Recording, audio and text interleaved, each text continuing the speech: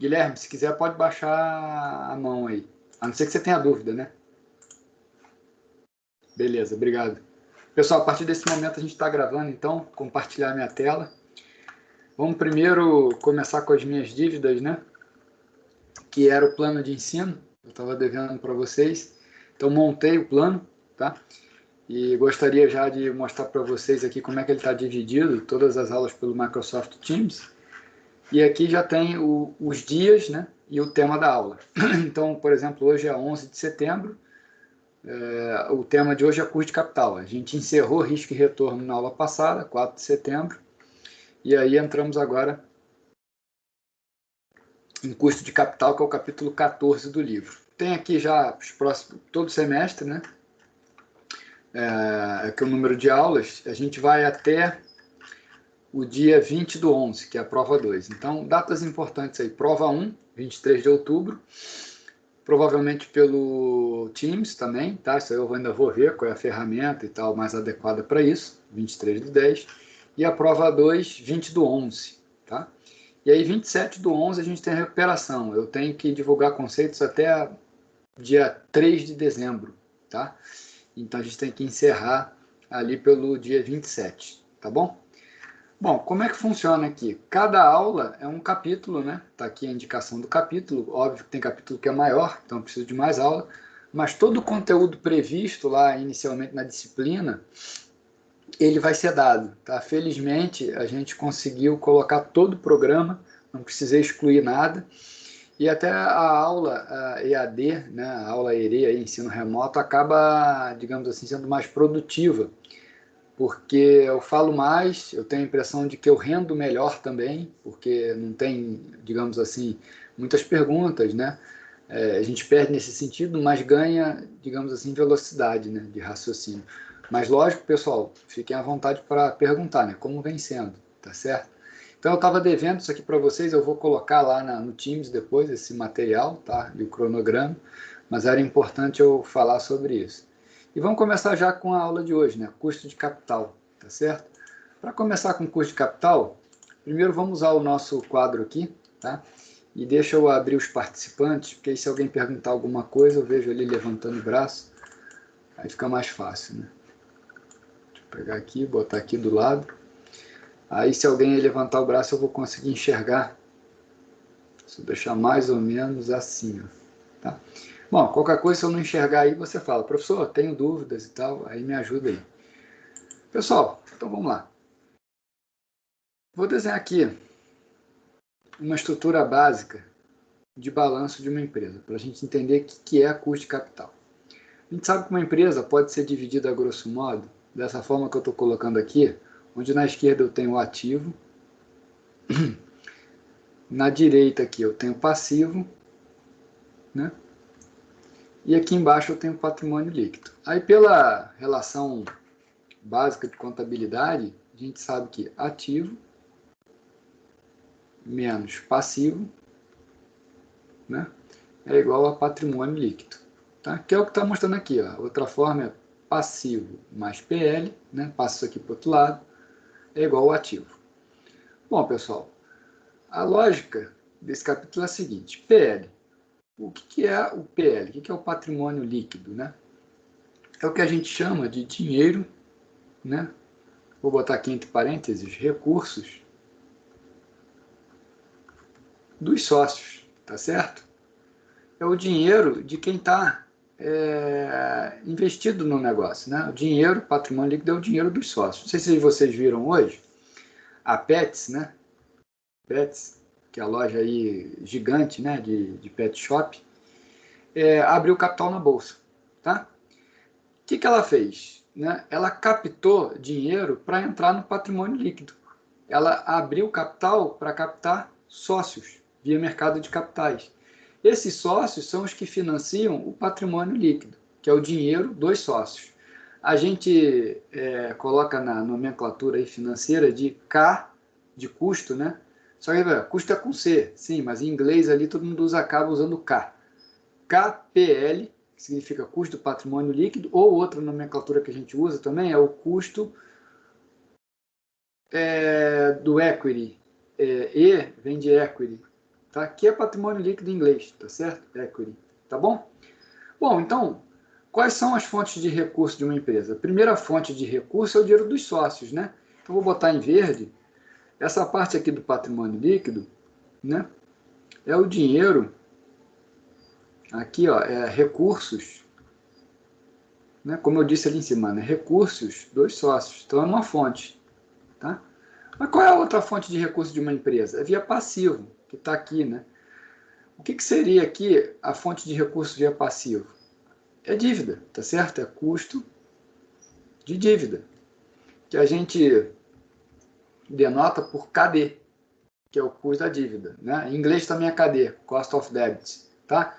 D em português é dívida, né? Em inglês é debit, tá certo? Bom, essa é outra forma de captar recursos de uma empresa, tá certo? Então, entra dinheiro por aqui e entra dinheiro por aqui. Para que serve essas fontes de recurso? Elas servem para investir no negócio e esse negócio, né, comprar ativo, gerar ativo. E esse ativo tem que ser suficiente, o resultado dele, né, a geração de resultados via ativo, tem que ser suficiente para pagar as dívidas e tem que ser suficiente para remunerar o sócio. Tá certo? Então, eu junto dinheiro com o meu capital, patrimônio líquido, tomo dívida na empresa, no banco, tá certo? Custo de dívida, ou até com credores, não precisa ser com banco, né? Eu posso emitir via mercado, claro que o banco que estrutura essa operação, mas eu posso captar de vocês, por exemplo, eu posso criar a empresa Macedo Company S.A., e aí eu vou a mercado emitindo dívida, tá certo? Aí quem comprar a minha dívida está me financiando, tá certo? Bom, aí beleza. Eu consegui recurso ali dos sócios, via patrimônio líquido, e consegui recursos ali via dívida. E esses recursos eu vou usar para investir no meu ativo. E se espera que esse ativo remunere tanto o suficiente para pagar minha dívida, como para remunerar os sócios. E aí o ponto é, como remunerar sócios? Tá certo? O que eles exigem de remuneração, né? Qual é a exigência de remuneração dos sócios? Tá certo? É isso que a gente vai responder na aula de hoje, que tem tudo a ver com esse custo de capital, né? Custo médio aí de capital. Tá legal, pessoal? Bom, essa discussão inicial ela é muito importante para você entender a lógica financeira, né? Eu posso ter recursos via dívida ou via patrimônio líquido. Via de regra, qual que é melhor, né? Eu pergunto aqui para vocês e que eu gostaria se alguém pudesse me ajudar. O que é melhor?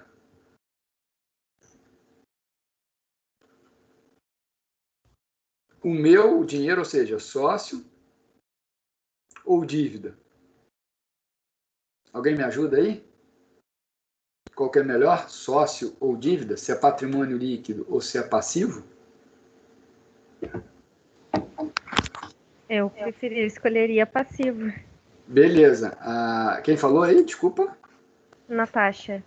Ô, Natasha, obrigado aí. Ó, a Natasha falou passivo, tá? Então dívida. Bruna também, tá certo? E por quê, hein? Por que tomar emprestado e não usar o dinheiro próprio? Qual é a tese de vocês?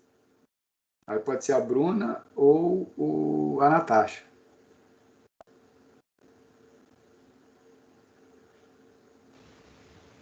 Porque eu vou estar diminuindo o meu ativo, né? Então Peraí. é mais fácil, é mais fácil eu pagar uma dívida futuramente se não tiver juros, por exemplo, do que eu pegar do meu ativo da empresa. Bom, vamos lá então. A existência do patrimônio líquido, a existência do passivo, que é o que vocês estão falando, tá?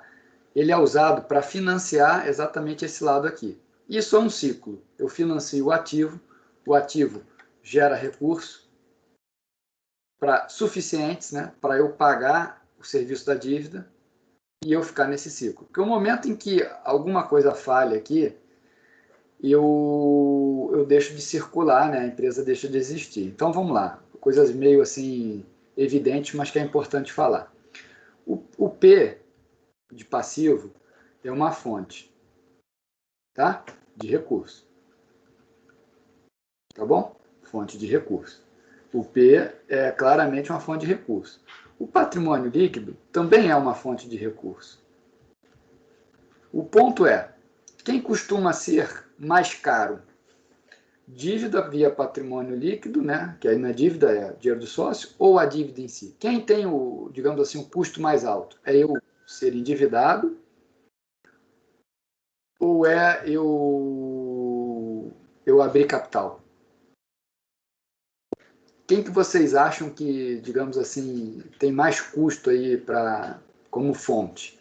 Agora vamos esquecer essa minha pergunta. Você tem duas possibilidades de tomar emprestado. O banco A te empresta 10%, o banco B te empresta 15%. Qual banco você vai escolher? Óbvio que é o A. Tudo mais constante, tá? Período é constante, tudo é constante. Eu vou escolher o A porque é mais barato. Então, qual é a lógica que eu estou induzindo vocês aqui? A tendência é que eu vá beber da fonte de recurso mais barata. E aí eu pergunto, volto à minha pergunta. Com essa introdução, volto à minha pergunta. Qual é o mais barato? Tá tudo mais constante. É dívida ou é usar o dinheiro do meu bolso? Tá, a Bruna usou um bom raciocínio. Bom, eu vou ter que tirar dinheiro do meu bolso para poder financiar, tá certo? Enquanto que no passivo eu não vou precisar tirar nada, eu só vou pagar o serviço da dívida. É o que a gente chama de alavancagem. Tudo bem, concordo, isso é um fato. Mas não chegaram no ponto que eu queria, que é o seguinte. E aí agora eu acho que vai ficar evidente com essa minha conclusão de raciocínio. Eu só vou investir num negócio, tá? Então vamos pensar como cabeça de sócio. Vou botar assim, ó, cabeça de sócio. Eu só vou investir num negócio cujo retorno sobre o patrimônio líquido seja maior, pelo menos maior, do que a taxa de juro livre de risco. Todo mundo concorda com essa minha suposição? Porque senão eu vou emprestar para o governo e não vou montar o meu negócio. Tá legal? Todo mundo consegue ver primeiro o raciocínio? Então, digamos assim, o piso é o RF. Tá legal? O piso é o RF. Só que a gente viu na aula passada que existe um parâmetro que mede o risco em relação ao mercado, que é risco relativo. Eu dei o nome ao boi. Beta, que multiplica o retorno de mercado menos o retorno do ativo livre de risco. Isso aqui, pessoal, é o quê? Isso aqui é o retorno do patrimônio líquido, ou, outra nomenclatura, RE. Tá legal? Então, pessoal, esse seria, assim, o custo dessa fonte, tá? O custo do meu dinheiro, tá certo? Então, esse é o custo do meu dinheiro para eu me tornar sócio. Então, pessoal, em tese, né, o que você está vendo aqui? Opa, tomar dívida. Então, qual é a conclusão dessa...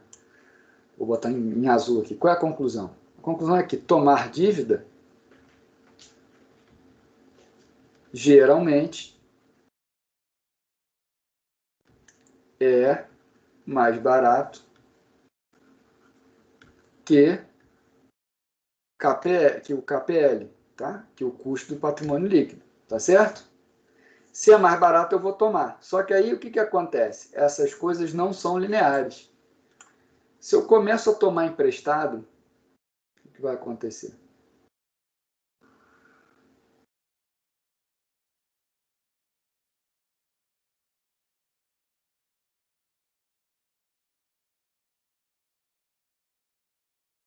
Estou botando aqui o gráfico de probabilidade versus solvência, tá bom? Probabilidade começa em 100%. Começa não, né? Ela vai de 100%, vai até zero. Pessoal, à medida em que eu vou tomando dívida, se eu tomo uma dívida muito pequenininha, que perde zero, a minha probabilidade de falência é quase nula. À medida em que eu vou tomando dívida, esse Dzinho vai subindo, eu vou tendo chance maior de me tornar devedor e não pagar, não honrar minha dívida, tá certo? Então, quando o D sobe, quando a dívida sobe, a gente tem um problema aí que se chama problema de solvência, problema de crédito. E aí, o que eu quero dizer com isso? A taxa de juro, ela começa a aumentar. O retorno que o banco te exige começa a aumentar, a tal ponto que você para de tomar emprestado. Então, assim, opa, agora está compensando usar meu capital próprio, tá? Isso a gente vai ver na próxima aula, que é a relação entre dívida e patrimônio líquido. Hoje, o tema é só custo de capital. Aí, o que é o custo do capital? Como o nome está dizendo, eu acho que é fácil deduzir. Se eu tenho duas fontes de financiamento, dívida e patrimônio líquido, qual é o custo de capital da empresa como um todo? É lógico, né, deduzir, ou pelo menos observar, que vai ser a média dessas duas fontes de financiamento. Eu vou ter o custo de capital da empresa. E aí, por que o custo de capital da empresa é tão importante? A gente sabe que o valor da empresa ele é dado pelo valor presente, né, dois fluxos de caixa futuros. Tá? Então, se eu tenho lá uma empresa que me gera aqui um fluxo 1, C1, um fluxo 2, C2, e assim vai, até o enésimo, fluxo CN, quem é o valor da empresa? O valor da empresa vai ser o somatório de todos os fluxos de caixa. Aqui eu vou botar J, tá? CJ, 1 mais I elevado a J. O J vai de 1 até N, né? É o somatório. E quem é o I? O I, pessoal, é o custo médio ponderado de capital, que é o tema dessa aula. A gente chama em inglês de VAC, tá? VAC vem do inglês, Weighted Average Cost of Capital, tá? Então, pessoal, eu desconto exatamente pela taxa média ponderada de capital, que é a média das fontes de financiamento. Então, o que é isso daqui? É a média das fontes de financiamento. Tá legal, pessoal? E aí, das fontes de financiamento, eu tenho duas. Eu tenho dívida e tenho patrimônio líquido. Então, eu tenho o custo do patrimônio líquido e tenho o custo da dívida. Hoje, a gente vai se concentrar em como é que eu estimo esses parâmetros, o KPL, o KD, como é que a gente mistura eles para obter o VAC, tá?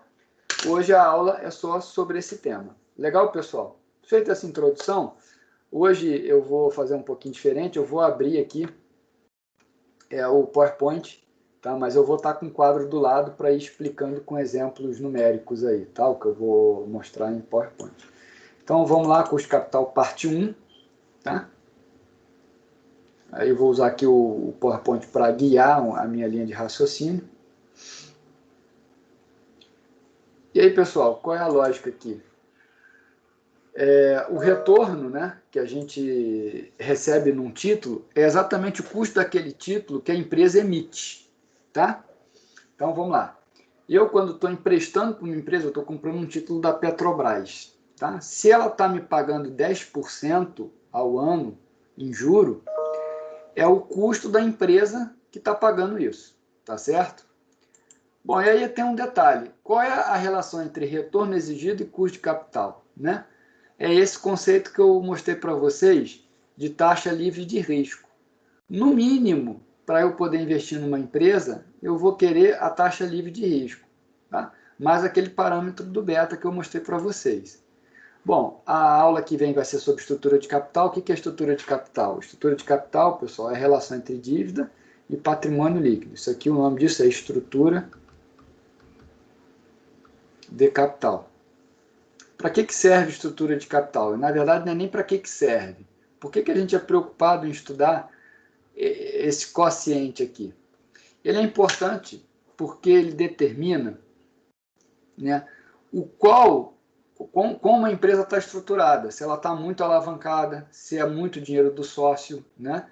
É exatamente você vê a estrutura da empresa como um todo. Então, você observa o mercado, tem empresas, por exemplo, que não tem dívida no seu balanço, tá? Então, deixa eu mostrar uma aqui para vocês entenderem essa lógica. Eu não sei porquê, pessoal, está cortando aqui deixa eu fazer o seguinte aqui, peraí, deixa eu ganhar mais espaço aqui. Acho que assim vai melhorar. Pronto, melhora. Olha só, se eu colocar aqui, deixa eu dar um maximizar, colocar aqui a empresa, o site fundamentos.com.br. Eu fazia isso em curto prazo também, né? Se eu entrar aqui, por exemplo, na Graziotin, CGRA4, uma empresa gaúcha, tá? De varejo, concorrente ali, digamos, da Renner, né? Mas em menor proporção porque é no interior. Se você for olhar aqui, ó, a dívida líquida dela é negativa. Dívida líquida negativa significa que isso é caixa. Então, ela não tem dívida financiando a estrutura de capital dela. Ela é totalmente financiada pelos sócios. Ela não tem dívida. Estão vendo isso? Tá? Então, aqui, ó, dados do balanço patrimonial. Ela só é financiada totalmente pelos sócios. Tá legal? Bom, se eu colocar agora, eu vou botar uma outra empresa aqui altamente endividada. Deixa eu me lembrar de uma muito endividada. Acho que, se eu não me engano, a Petrobras está um pouco menos, mas ainda é endividada. Se eu entrar aqui na Petrobras, ó, ali, a relação PL sobre dívida, ó, PL sobre dívida é menor que 1, ou seja, a dívida é maior do que o patrimônio. Então, a Petrobras é uma empresa que é financiada mais por dívida, né? Tem fonte maior de financiamento de dívida do que dinheiro do sócio, patrimônio líquido, tá legal? E aí o que acontece? Essa empresa é arriscada? Deve valer menos? Bom, essa é a discussão que a gente vai fazer na aula que vem. Como é que a estrutura de capital influencia no valor da empresa? Hoje a gente está preocupado só em entender as fontes de financiamento, ou é dívida ou é patrimônio líquido. Tá legal, pessoal? E aí alguns dados de mercado que são importantes, né? Vocês devem estar observando, ou talvez tenham visto nos jornais, que a gente está num período de IPOs muito grandes. Então, um que teve hoje foi o IPO da Pets, como eu comentei. Foi um sucesso, né? IPO da Pets. Ali, ó, a IPO sai no meio da faixa do preço, né? Vamos abrir ali, ó. A IPO, né, que é a oferta pública inicial, sai no meio da faixa de preço que eles estipularam, indica pressão por desconto, tá? O que está dizendo aqui, pessoal? Quando a Pets foi ao mercado captar recurso, ela olhou lá o balanço, né, e falou, olha, tô em condições, o mercado está em condições de emprestar para mim via patrimônio líquido. O termo que eu estou usando não é o mais correto, né? Porque não está emprestando, ela está tomando sócio. E o que acontece? Quando eu tomo dívida, quando a empresa toma dívida, ela fica obrigada a pagar juro, tá certo? Que é o juro da dívida. E quando ela abre capital, quando ela chama sócio, ela é obrigada a pagar o quê? Nada. Na verdade, ela é obrigada por lei a pagar no mínimo 25% do lucro líquido para o sócio. Mas ela não tem obrigação contratual que tem na renda fixa. A renda variável, quem está entrando é sócio. Então, o que a Pets fez? Ela olhou e falou, olha, eu vou chamar mais sócio. Não vou tomar dívida nesse momento. Eu estou observando o mercado. Tem uma demanda gigante por IPO. O momento está favorável. O que é muito esquisito, né? No meio da pandemia, tem demanda por esse tipo de ativo. Eu estou tendo demanda. Então, prioritariamente, eu vou captar para o patrimônio líquido. Então, eu vou chamar sócio. Tá certo? Quando é a primeira vez, é IPO. Tá legal? Bom, agora vamos supor o seguinte, ano que vem ela viu que foi um sucesso, a empresa continua crescendo, ela precisa de recurso, tá? Aí ela precisa de recurso? Beleza, ela pode vir via patrimônio líquido de novo, que significa fazer uma segunda emissão de oferta, né? Uma segunda oferta, e aí, óbvio, se você não colocar dinheiro, vamos supor que eu entrei nesse IPO agora, da Pets, tá? Ano que vem ela fez uma nova rodada de chamada de recursos. Se eu não acompanhar, que é o direito que a gente chama de direito de preferência de quem já é acionista, eu vou ser diluído, porque ela está botando mais capital e mais sócio. Se eu não acompanhar, eu vou ser diluído. Se ela observando que vem, que está precisando crescer, e o recurso via bolsa está favorável, está podendo abrir capital, aumentar capital no caso, ela vai lá e faz isso. Agora, se eu estou num cenário mais avesso a esse tipo de emissão, ela toma emprestado no banco. Então, ela sente como é que está, digamos assim, o mercado e vai para onde está a tendência de onde mais barato primeiro e onde tem mais liquidez. Tá legal, pessoal? E aí o ponto é, qual é a média? Qual é o custo médio da empresa, né? Porque ela tem que remunerar o acionista. E o acionista está comprando a empresa com promessa de retorno, tá certo? Então, a gente chama, né? Qual seria o custo do patrimônio líquido? É o ROI, né? É o retorno over equity, que é o lucro líquido sobre o patrimônio líquido. Tá? A gente viu isso aqui em curto prazo, quem viu comigo, né? É uma medida de desempenho em percentual. Então, isso aqui seria o custo do patrimônio líquido também. É o mínimo que eu exijo para poder me tornar sócio dessa empresa. Tá legal, pessoal? Então, é isso que a gente está vendo hoje, né? E ali, qual é a definição de custo de capital? É a combinação entre os retornos necessários para compensar os credores e acionistas, né? Eu vou fazer esse mix aí para compensar tanto quem está investindo na minha empresa, como o banco lá que está emprestando para mim. Tá legal, pessoal? Bom, então, o custo de capital próprio, né, que é o retorno que os investidores exigem pelo investimento, ele não é diretamente observável. Bom, você que está entrando na Pets hoje, tá? Fez a IPO, entrou na Pets. Falar nisso, pessoal, essa discussão é bastante interessante, tem muito a ver com a disciplina, né? Quem acha aí, só pode responder ali e levantar o braço, tá? Quem acha que a Pets, digamos assim, vai crescer nos próximos 5 anos? Levanta o braço aí. Ó, Bruna foi, Gabriel foi, tá? Gabriele, Juliana, todo mundo está levantando, Lorenzo também acha que vai crescer. Bom, então tá vendo, ó, a grande maioria das pessoas, ó, tô vendo muita gente levantar a mão. Muita gente, ó, deixa eu ver ali do total de alunos, ó, e até que não, alguns que levantaram, eu acho que já baixaram, né? Vocês estão observando, pelo menos estão achando que a empresa vai crescer. Ela também observa isso do mercado e vê que o momento é propício para abrir capital. Se ela então abrir e-commerce, me ajudem aí, tá? Não conheço nada de pets, tá? Só sei que é loja para animais, até pelo nome. Ela tem online? Dá para comprar online na Pets? Sim. Sim? Ah, então tá. Obrigado, Lourenço. Se dá para comprar online, já tem muito valor nisso, né? Hoje os acionistas todos estão dando muito valor às empresas que estão com parte online, né? E se você for observar aí, quem é o concorrente da Pets, né? Eu acho que eu não tenho cachorro, tá? Nem bicho aqui dentro de casa, mas eu vejo que a Cobase, assim, como, digamos, como leigo, né, no assunto, olhando loja, assim, porte, a Cobase seria o, digamos assim, o concorrente. E a tendência eu acho também que é crescer, porque as pessoas têm cada vez mais animais domésticos dentro de casa, né? Tem um estudo bastante interessante que mostra, né, uma troca aí, a gente... não é uma relação tão direta, mas dá para observar isso.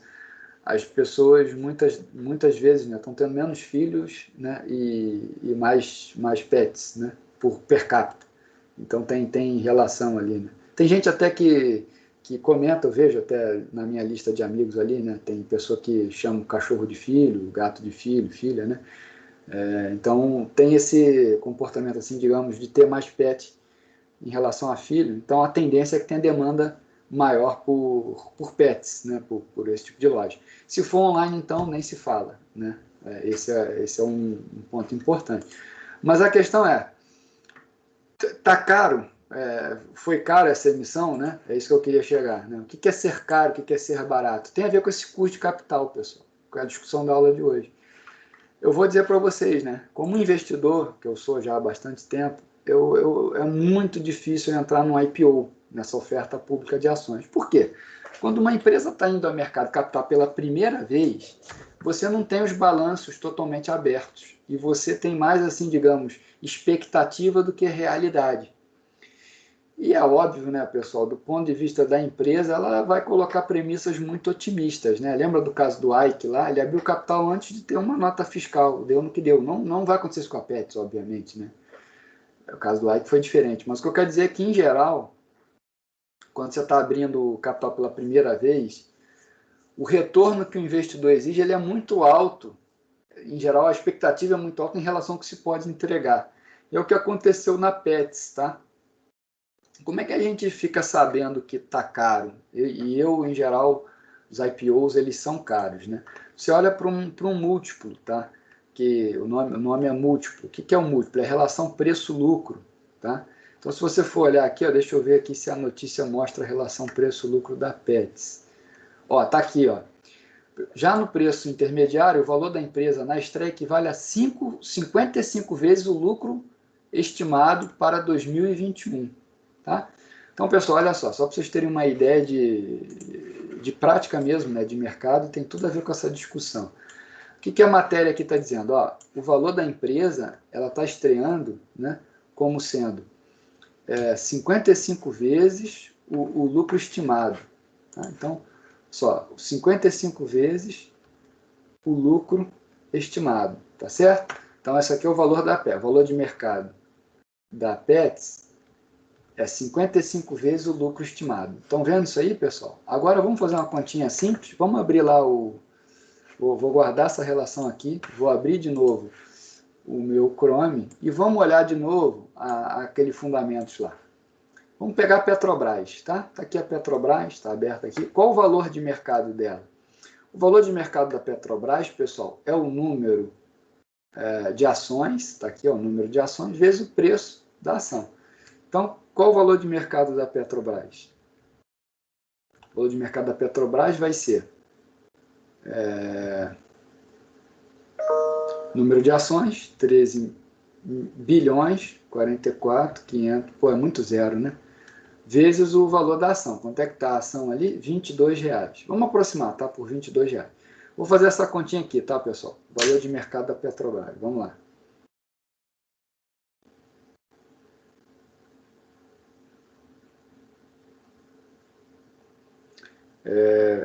Estou fazendo aqui a conta, tá? Quem quiser já abrir o microfone aí e me passar o valor também já ajuda, tá? Para a gente poder ir mais rápido. Tá, deu uma bela desafinada aqui. Porra. Vamos lá. Vezes 22. Ó, pessoal, isso aqui está dando 286,9 bi de valor de mercado, tá? Isso da Petrobras. Qual foi o lucro líquido dos últimos 12 meses? Vamos olhar um lucro anualizado. Pô, a Petrobras deu prejuízo, pessoal. Deu prejuízo de 33 bilhões, tá? Então, prejuízo de 33 bilhões. Então, qual é a relação aqui? A relação seria zero, né? Porque não deu lucro, então a relação seria zero. Tá legal? Vamos pegar agora a Graziotin para ver essa relação. CGRA4. Vamos lá na Graziotin. Quando a empresa dá prejuízo, essa análise fica um pouquinho mais distorcida. Vamos lá, Graziotin. Valor de mercado da Graziotin. Ela é 26,49, que multiplica o número de ações da Graziotin, que está ali, ó, 20 milhões, 101 mil. Aí deixa eu multiplicar aqui. Vamos lá. 26,49 vezes 20.101 mil. Tá. Deu 530, ó, o valor de mercado da Graziotin é 532 milhões. Vou botar aqui MM para indicar milhões. Qual foi o lucro líquido dos últimos 12 meses? Ó, o lucro líquido foi de 130 MM. Então, qual é a relação valor de mercado sobre lucro? Então, a relação valor de mercado sobre lucro líquido é esse 532, né? 532 que divide 130. Olha quanto é que está dando. Está dando um múltiplo de 4. E olha o da Pets, 55. Aí eu vou botar assim, ó, ponto de interrogação. Quem que está certo aí? Existe um certo? Ou seja, a Graziotin está barata? Ou a Pets está cara? Quem vai, digamos assim, quem vai para 55? Ou quem vai para 4? Ou o meio do caminho é 20? Alguém me ajuda? nessa pergunta? Vamos, antes de alguém me ajudar, vamos pegar outra empresa, para vocês entenderem exatamente o que eu estou falando. Vamos pegar outra. Aí, pessoal, eu gostaria aí, vou abrir aqui o microfone. Alguém quer dar uma sugestão? Só fala aí, não precisa nem abrir a câmera. Só me fala uma empresa que eu pego aqui para a gente fazer essa relação. Eu tenho uma aqui, me lembrei. Eu quero fazer essa aqui, SLCE3, tá? SLC Agrícola. O arroz está em voga aí, né? Quem for na churrascaria hoje vai pedir prato de arroz e não picanha, né? Cobre o preço. Mas vamos lá. Tá lá, ó. Valor de mercado. Vamos fazer o valor de mercado da SLC. O valor de mercado da SLC vai ser o preço da ação, 24,88, que multiplica o número de ações, 190 milhões, né? 595 mil. Vamos fazer essa continha aqui, o valor da SLC, empresa gaúcha, né? Não sei se vocês conhecem aí, é uma empresa gaúcha. Então vamos lá. Pessoal, vem cá, o cachorrinho hoje está vivo? Vocês estão muito calados aí, eu não quero que o cachorrinho morra. A gente está falando, tem pets, né? No limite aí, a gente hoje tem até pet shop para salvar o cachorro. Vamos lá, está dando 4 bilhões, olha que empresa aí, ó, valendo 4 bilhões, né? Vou botar aqui, ó, 4,7 bilhões, né? Coisa boa assim, né? Bilhão, né? E o lucro líquido, tá certo? O lucro líquido ali nos últimos 12 meses foi de 333 milhões. Isso aqui é a mesma coisa que 0,33 bilhão. Então vamos fazer aí a relação, né? Qual é a relação que eu tenho que fazer? Olha lá, qual que eu estava fazendo? É o valor de mercado sobre o lucro líquido. Então vamos lá. O valor de mercado, 4,7 sobre 0,33, vai dar quanto? Vamos ver quanto é que vai dar? Então vamos fazer aqui a continha. 4,7 que divide 0,33 está dando, ó. Peraí. Opa, peraí. Fiz bobagem aqui. 4,7 divide 0,33. Aí, pessoal, está dando um múltiplo de 14. Opa, SLC é 14. A Grasil tinha 4. E a Pets é 55. Eu vou pegar uma. Não posso deixar passar, né? Vocês devem estar acompanhando aí. Pessoal, meu povo, deixa eu ver ali se vocês estão comigo. Tá ali, ó. Então, tá todo mundo comigo aí? Só me dá um oi, para eu não me sentir sozinho. Né? A Emília tá comigo ali, levantou o braço. Tá bom. A gente vai fazer hoje algum exercício em aula. Ó. Tá aqui já, ó, na manga. Vamos. Droga. Tá. Não, porque droga é ruim de exercício? Não é, porque eu ia te dizer que daí eu ia sair depois ver a gravação, porque tá muito ruim a minha internet, eu não sei o que tá acontecendo. Não, mas assim, ó, não tem problema, é a tua organização, eu não vou cobrar presença nem nada, que assistir depois justamente estou botando no YouTube lá para facilitar. Ah, tá, não, mas o que eu quis perguntar é se ia ter alguma dinâmica em aula, porque senão eu vou sair, não tá adiantando, tá cortando para mim a metade da tua fala. O vídeo tranca e daí tá cortando. Tá, então até aproveitando que você está falando, eu não estou te escutando cortado, eu estou escutando super fluente. Alguém tá a Bruna ali, Bruna, está me escutando bem? Está cortado ou é só para a Emília?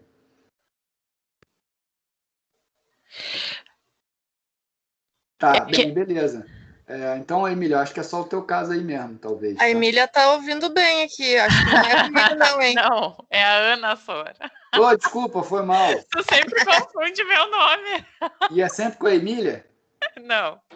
Não, foi mal, Ana. Não, fica à vontade. Tudo aí. bem. Tá. Mas os demais aí, Emília, aproveitando que eu já confundi mesmo. Tu tá me escutando bem? A Rafaela também tá normal? Bom, tá todo mundo escutando normal. Eu tô ouvindo bem, tá tranquilo. Beleza. Pô, se tiver ruim, me fala, porque tô pagando aqui a Vivo, botei 300 mega, é para esse troço funcionar, tá?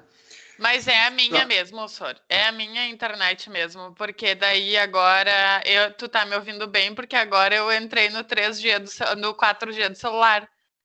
Sim. Para testar se era a minha internet, mas é que daí não tem como ficar no 4G, que eu vou gastar tudo. Não, tranquilo. Mas vem cá, só por curiosidade, você tá saindo de casa? Não, mas é a minha internet de casa que está ruim. Não, então, eu entendi que eu ia fazer uma brincadeira contigo. É que assim, eu também tenho 4G no meu celular. Como eu não tô saindo, eu usar 4G, usar Wi-Fi de casa, dá na mesma, entendeu? Sim. É isso, né? Porra, eu não saio de casa, só saio aqui para ir nos Rafari ali, comprar e voltar, né? Mas enfim. Não, fica à vontade, tá? Eu não, obviamente, não tô cobrando presença, nem vou cobrar, nem posso. E assiste depois aí com a tua organização, mas vai ter exercício.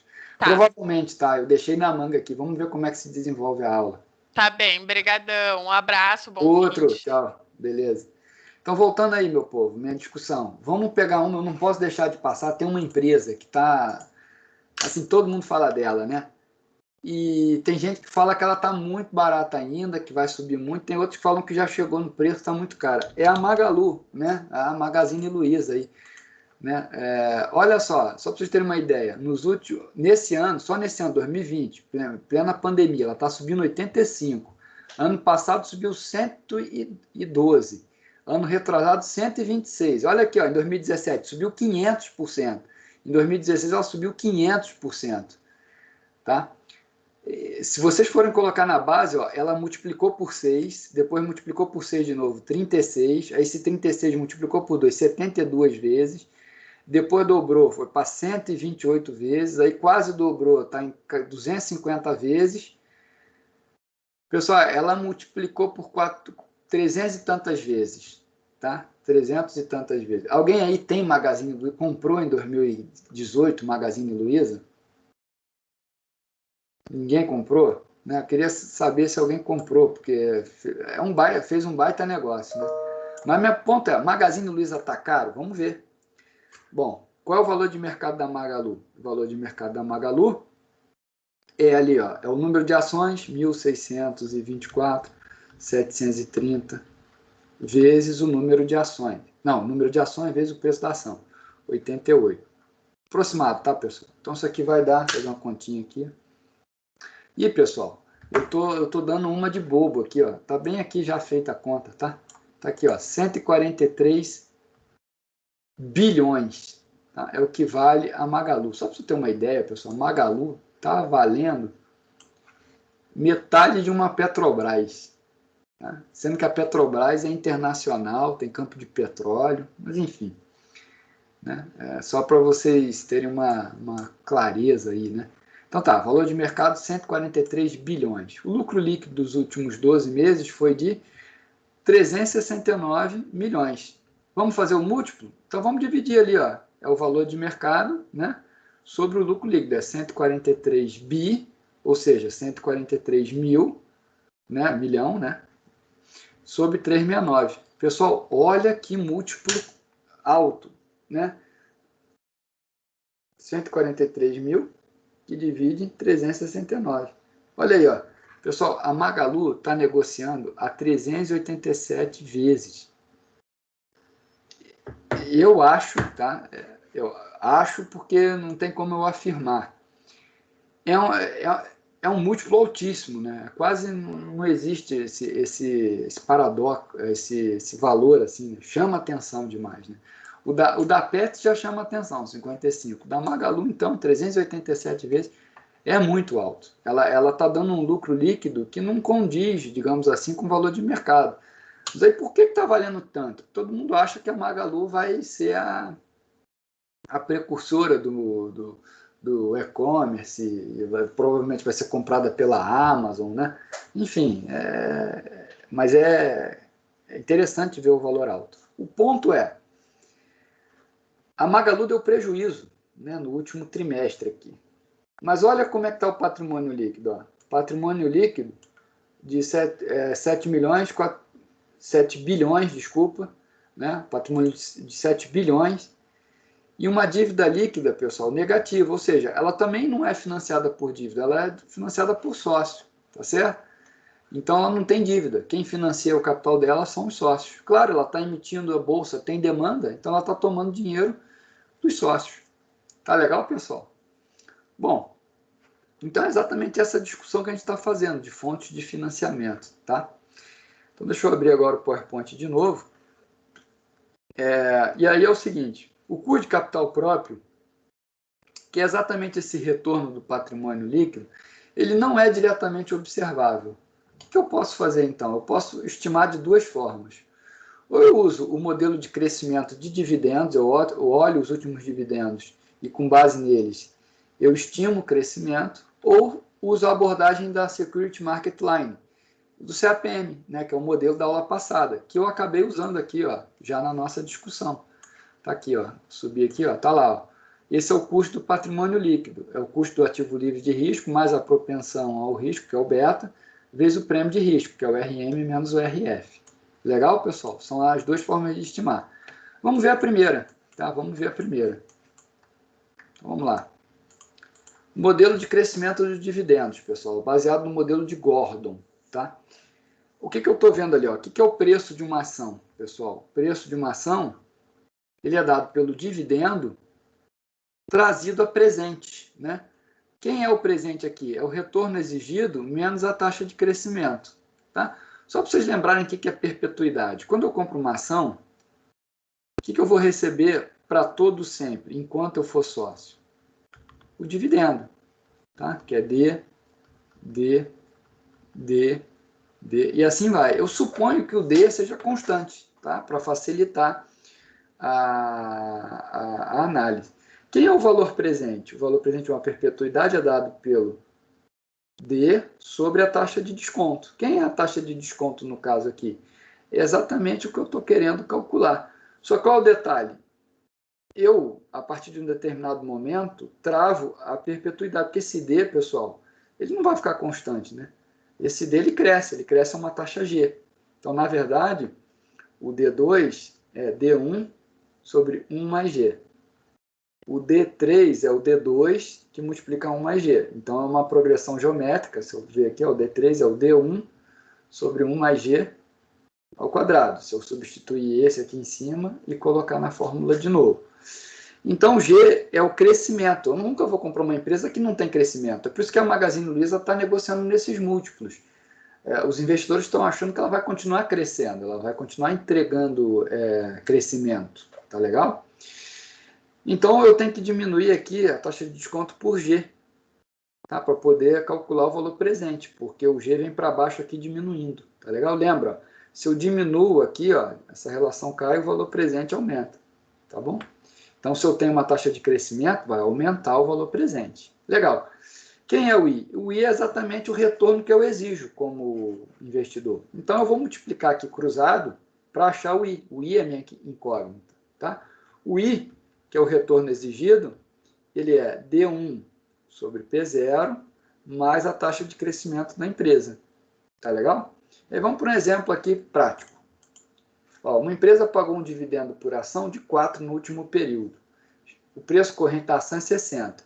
Então, ó, ela pagou 4 e o preço é 60. Estima-se que o dividendo cresça a uma taxa constante de 6. Beleza. Qual o custo de capital próprio da empresa em questão? Então, é 4 sobre 60 mais 6%. Simples assim. Então, se eu fizer as contas aí, ó, vai dar 13,07. Pessoal, isso aqui tem um nome. Esse D1 sobre P0. Isso aqui se chama dividend yield, tá? Dividend yield, tá? O que é o dividend yield? Ele é definido como dividendo pago sobre o preço da ação. E aí, pessoal, se você for aqui usar uma base, por exemplo, da URGS ali, tá? Que é livre para gente, no Economática, eu vou dar um zoom maior, tá? Deixa eu mostrar para vocês o que eu vou fazer. Deixa eu fechar essa tela. Ó, fechei. Vamos abrir uma nova. Eu vou abrir aqui um screening, que é um filtro, né? Só de ações. Então, ações negociadas na bolsa. Tá ali.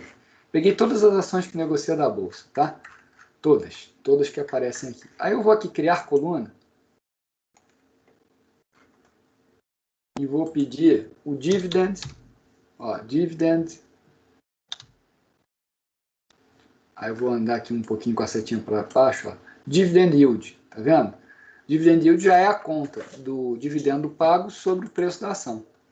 E vou pedir, pessoal, num período aí de 1 ano, 2 anos, 3 anos, 4 anos e 5 anos. Vamos fazer para 5 anos.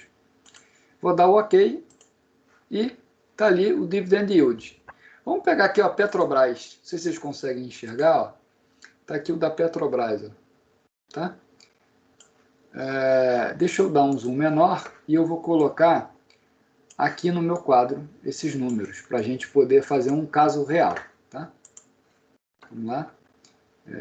Então vamos lá. Dividend yield da Petrobras. Estou vendo ali que em 1 ano, tá? O dividend yield, tá? Esse aqui, ó, dividend yield 1 da Petrobras foi 2,84%. O dividend yield de 2 anos foi de 7,95%. O dividend yield de 3 anos foi de 8,41%. E aí foi igual, dividend yield de 4, 8,41%, dividend yield de 5, 8,41%. É possível ser igual? Ela estabeleceu na política lá de dividendo que vai pagar uma taxa constante em relação ao preço da ação. Tá legal? O que eu estou observando aqui? Estou observando que a taxa de crescimento, aqui é 0, aqui é 0, aí aqui caiu, ó, caiu um pouquinho, esse sobre esse, menos 1, e aqui caiu mais ainda, ó, aqui caiu quase 50%, tá? Taxa de crescimento. Aí das duas, uma, qual é o retorno agora exigido? O retorno exigido é o dividend yield mais o G. Como é que eu estimo o G? O G é a taxa de crescimento aqui, e o dividend yield é o que eu já tenho, então, ó, 2,84. Vamos colocar aí uma média de G, tá? Aí a gente tem que fazer aqui no Excel para saber qual é a média de crescimento. Mas eu estou vendo que é uma média negativa, tá? Então deixa eu fazer com vocês aqui qual foi a média de crescimento aí. Vou pegar aqui o Excel. Abrir uma nova tabela.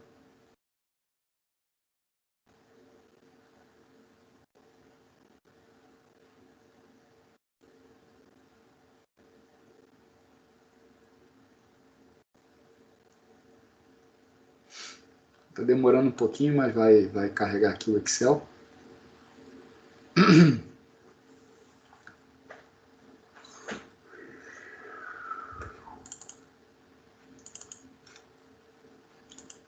Então tem ali 8,41%, 8,41%, 8,41%, 7,95%, 2,84%. Então, qual foi a média aí de crescimento, né, médio? Tá? Isso aqui já é a taxa já é crescimento. Então, qual foi a média?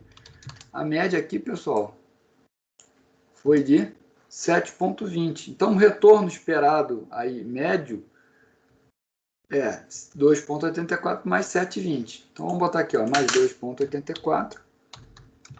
Se eu somar aqui, fizer a soma,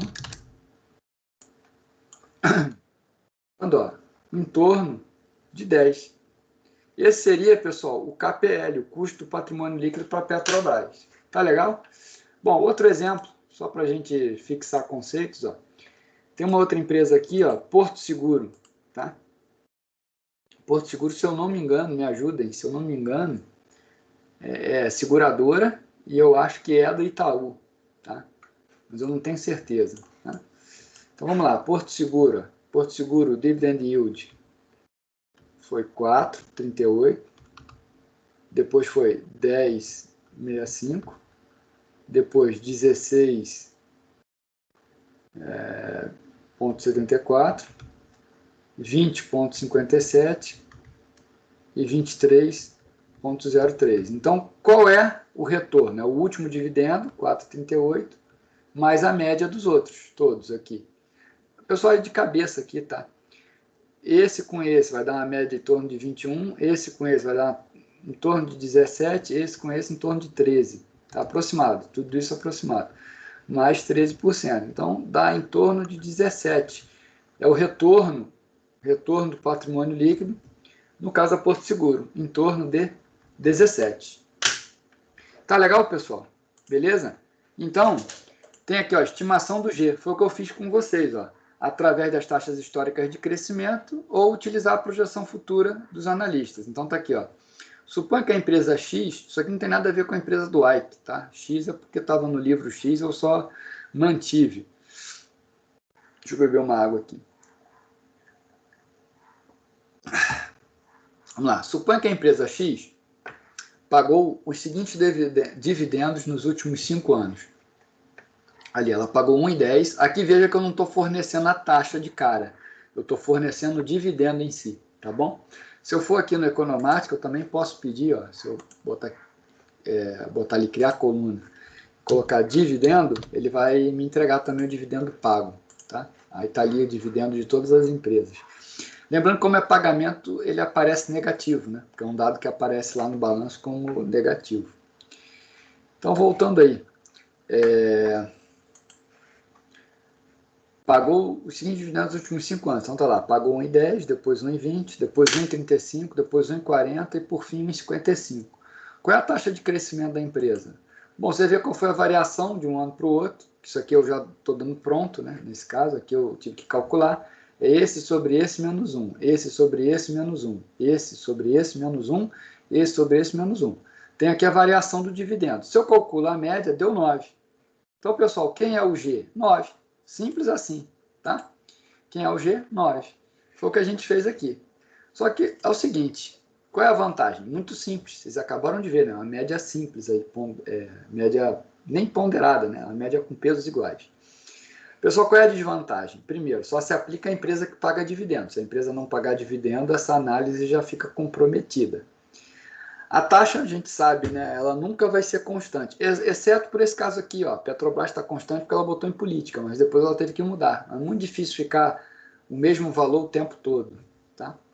Outra coisa, eu não estou considerando risco algum do projeto, né? A gente sabe que tem prêmio pelo risco, tá? Eu não posso olhar só por essa média, senão estou assumindo que isso leva em consideração o risco, quando não leva. E outra, né, que é o mais grave, a gente baseia-se em informações passadas para prever o futuro. Pessoal, mas aí é o detalhe. Nossa vida é assim, né? A gente só toma decisão baseado nas coisas que a gente já viu no retrovisor. Então, essa crítica, que vale para qualquer tipo de modelo econométrico e estatístico, ela também vale para o modelo de Gordon. Mas eu nem encaro, eu particularmente, Guilherme, não encararia como uma desvantagem. É da vida, não tem jeito, né? Mas, enfim, formalmente, né, é um problema realmente você olhar para o passado para prever o futuro, né? Tem uma música do Cazuza que fala sobre isso até, né? Mas, enfim, não vamos aí para a sessão de crônicas, vamos voltar para a aula aí. Legal, pessoal? Então, essa é a primeira abordagem, tá? Lembrando, então, eu estou estimando, né? Aqui, ó. Eu estimei pelo modelo de crescimento de dividendos. Qual é a outra forma de calcular o custo de capital próprio? É pela abordagem da linha de mercado de capitais, que é o CAPM, que a gente viu na aula passada. O que a gente viu na aula passada? Que o retorno de um ativo, ele é o retorno do ativo livre de risco mais a propensão a risco daquele ativo beta que multiplica o prêmio de risco. Tá legal? Isso aqui é o modelo CAPM que a gente viu na aula passada. Então vamos ver um exemplo? Vamos ver um exemplo aqui que eu vou fazer com esse meu quadro aqui. Sabendo que o prêmio de risco de mercado é 9,2. Eu vou botar, pessoal, em azulzinho aqui. O risco de mercado é 9,2. A taxa livre de risco está em torno, então, a taxa livre de risco, RF, é de 5,3. Qual o custo de capital da GM? Supondo o beta GM de 1,05. Bom, então, pessoal, qual é o RGM? É o RF mais o beta GM, que multiplica o retorno de mercado menos o retorno do ativo livre de risco. Então, vamos lá. Quem é o RF? 5,3. Mais beta GM, 1,05. Que multiplica o prêmio de risco. 9,2 menos 5,3. Tá bonito? Vocês estão todos on aí? Ou só como é que é? O papai aqui tá on, né? Não sei se eu usei de forma correta, né? Mas enfim, 1,05 que multiplica essa diferença aqui. Quanto é que vai dar? Porra, depois que eu vi que vocês botaram que é Neymar, né, que influenciou, pô, tão perdido, né? A gente tá usando uma coisa que o Neymar criou, nada contra ele, né? Mas também nada a favor, né? 3 não ganhou nada até agora, né? Não ganhando Copa do Mundo, só fez firula, chora pra caramba, enfim. Tá aí, tá? Só um detalhe, né, pessoal? Criticar é muito fácil, né? Mas eu particularmente, assim, já dei aula com febre, já dei aula rouco, já dei aula com dor de cabeça, né? É muito difícil eu faltar aula, né? Pô, o Neymar lá ganhando milhões, né? Qualquer um encosta, ele cai, né? Pô, é difícil, né? Não é igual o Ronaldo Fenômeno, né? Com o joelho todo ferrado, ganhou a Copa do Mundo, né? O Romário, né? Era outro, né? Beberrão, né? Parece Chevette velho, né? Bebe pra caramba e ganhava a Copa, né? Não chorava, né? Então, porra, sei lá, eu não sou fã do Neymar não, entendeu? Mas vamos lá. Quando vocês disseram ali que papai tá on veio dele, aí eu falei, não dá pra usar, né? Eu gosto de usar o Tá Bom Meu Filho lá, que é o do, como é que é o nome lá? Do Drauzio, né? Ó, então, pessoal, fiz essa continha aqui. Então, mais 5,3 vai dar 9,40. Esse é o retorno da GM. Tá legal? Bom, beleza, pessoal. Feito isso,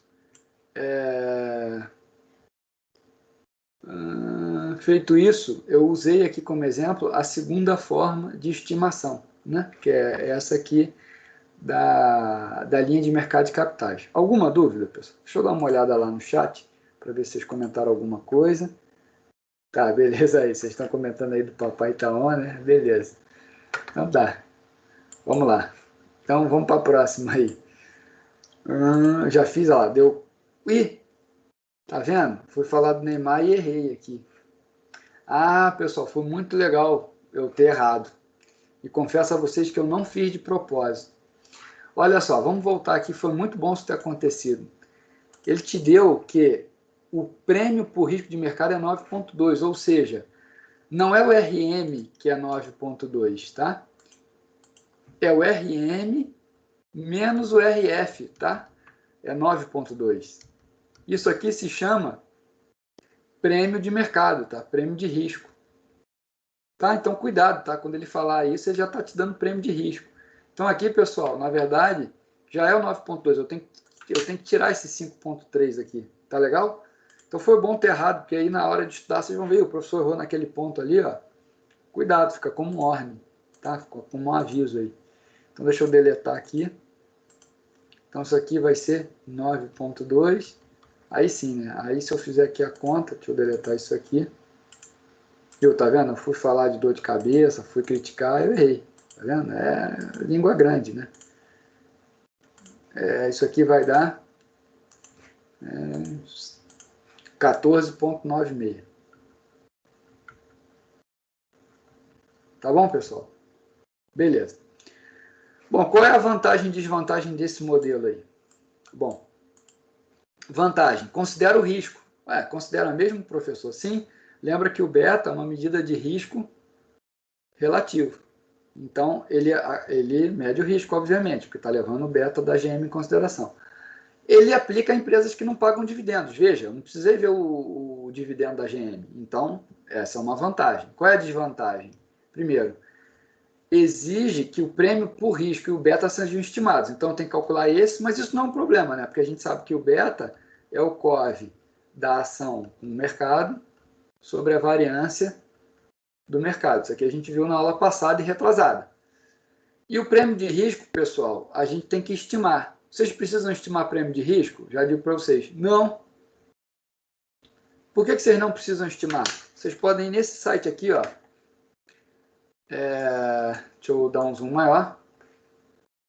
Eu vou dar um zoom menor de novo. E vou botar no site aqui, ó. Damodaran Equity Premium Risk. Esse é o nome, tá? Ali, pessoal, Equity Risk Premium NIU, que é o site que tem todos esses dados, tá? Tá ali, ó, pessoal, já tem o risco, o prêmio de risco por país e por ação lá, Equity Risk Premium, tá bom? Então você vai ali em Brasil, ó, Brasil, tá lá, ó, o Equity Risk Premium é 9,2, então essa diferença que eu tô dando 9,2, ó, hoje é 9,6. Então eu vou botar aqui, ó, o prêmio de risco Brasil, prêmio risco Brasil, ele é de 9,64. Fonte, Damodaran. Pode usar, todo o mercado usa, tá, pessoal? Quem é o Damodaran? Damodaran é um professor indiano que dá aula lá na NIU, tá? Na New York University. E ele é o papa de valuation, tá? De avaliação de empresa, tá certo? Ele é especialista nessa área e referência, e ele calcula, tá? Ele tem um modelo matemático que ele abre, obviamente, a metodologia está aqui escrito, né? Ele coloca aqui qual a metodologia que ele usa para chegar nesses valores. Então você não precisa calcular, aliás, o mercado não calcula. Só por curiosidade, vamos ver qual o prêmio de risco da Venezuela. Eu acho que ninguém tem coragem de investir na Venezuela, né? Vamos ver o prêmio de risco da Venezuela. É tão ruim. Venezuela não, tá ali, ó. Prêmio de risco da Venezuela, 27%. Né? Junto com IEM, tá? Que é uma ditadura lá, né? Olha lá, 27, ó. Zâmbia, 22, Zimbábue, 22, tá certo? Ali, ó. Síria, 22. Tá? Vamos ver quem está parecido com a gente aí. Brasil deu 9, né? Então vamos ver ali, ó. Guatemala está melhor que a gente. Aí, Alemanha, 5,23. A Alemanha, obviamente, tem que estar melhor que a gente. Vamos ver alguém aqui parecido. Croácia. Aí, pessoal, está nível Croácia, tá vendo? Aí já fiquei animado, já vou dormir melhor nessa sexta-feira, né? Vamos ver aqui quem está também. Ó. Bulgária. A Bulgária é um país... Bulgária? Está um pouquinho melhor que a gente, tá? Pô, mas aí aqui deu tristeza. Botsuana está melhor que a gente, né? Tá 6,68. Melhor no sentido de quanto menor esse prêmio, né? Melhor, né, pessoal? Menos risco eu tenho. Ó. Bósnia e Herzegovina, 14. Bolívia, 12. Né? Bermuda é uma ilha fiscal, então natural que seja um risco menor que o Brasil, né?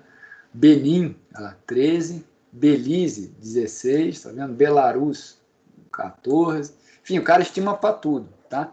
E aí, pessoal, para não perder o fio da meada, se você for lá no YouTube, vocês estão gostando da minha aula, não estão? Eu estou recebendo feedbacks muito positivos, né? O pessoal tem falado bem e tal, mas olha, eu sou sincero, vocês sabem disso, né? Tem uma aula muito melhor que a minha, tá? Mas muito melhor mesmo. Você coloca ali, ó, Damodaran, tá certo? Valuation, legendado. Todas as aulas do Damodaran, tá aqui, ó. Todas as aulas do Damodaran, da NIU, tá? Pessoal, assim, ó, claro, trabalho na URGS, né? Paga meu salário, guarda a URGS, mas quem é melhor, né? Eu acho que é NIU, tá certo? Tem mais nome, pelo menos, né? E são todas as aulas ali do Damodaran com legenda, tá certo? Tá aí, ó. E esse é o Damodaran, tá vendo?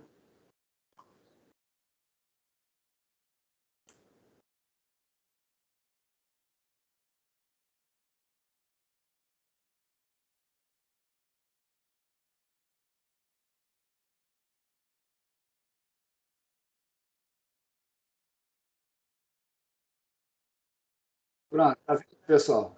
Ele está dizendo que tudo é complexo, mas que o objetivo dele é tornar tudo simples, né? Já começou bem ali montando o marketing dele. Pessoal, vale a pena, né, assistir a aula, se você tiver tempo. Ó, tem a aula dele de beta, né? Vocês acham que a aula dele é melhor que a minha? Eu não tenho dúvida, tá certo?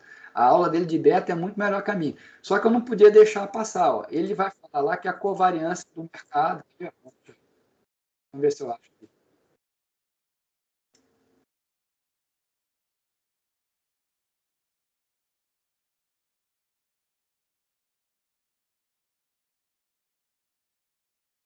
Olha lá, pessoal. Olha lá. Eu fiz regressão com vocês, tá lá, ó. Eu fiz isso aqui com vocês, é a mesma aula, tá vendo? Só que eu falo tem outra foto do Beto, se ele mostra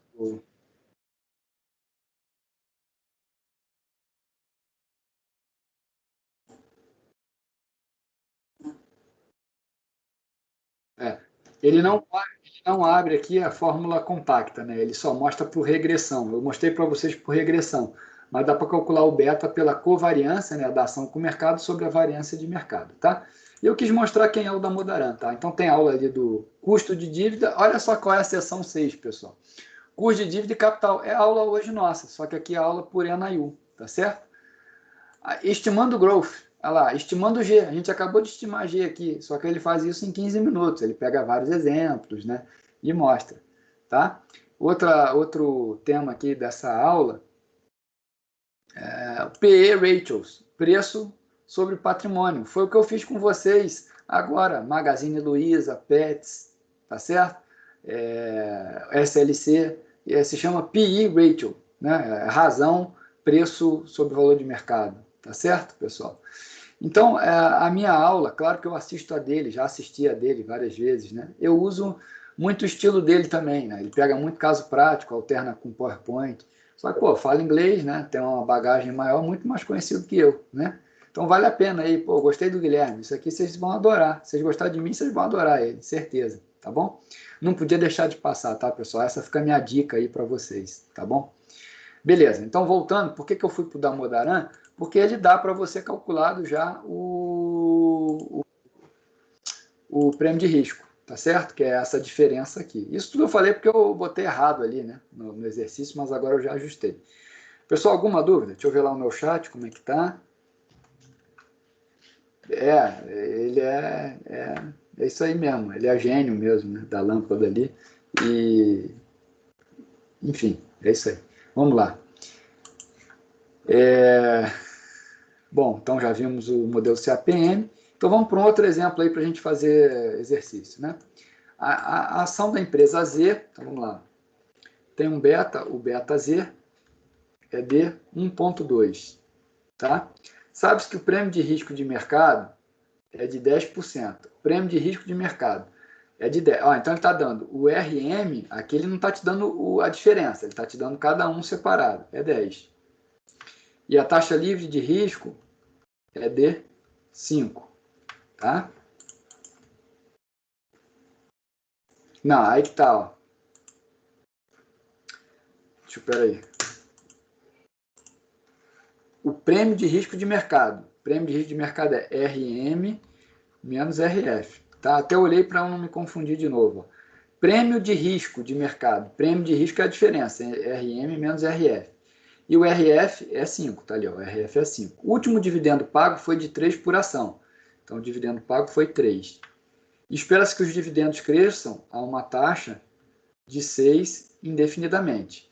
Atualmente, o preço da ação é 30. Então, o preço da ação é 30. Qual o custo de capital Z? Eu tenho duas formas, né, pessoal? Primeira forma, vamos usar o modelo de Gordon. Então, vou botar aqui em azul, né? Modelo de Gordon. Como é que vai ser por modelo de Gordon? Eu vou ter o seguinte, dividend yield, que vai ser 3, que divide 30, mais o G, que é a taxa de crescimento. Então, ó, pessoal, 3 sobre 30 é 10%, né? Então, 10% mais 6 vai dar 16%. Esse aqui seria o custo do patrimônio líquido pelo modelo de Gordon. E pela segunda forma, eu vou pela Security Market Line, então eu vou pela linha de mercado de capitais. O retorno exigido vai ser o retorno do ativo livre de risco, que é 5, mais beta, 1,2, vezes o prêmio de risco, que é 10.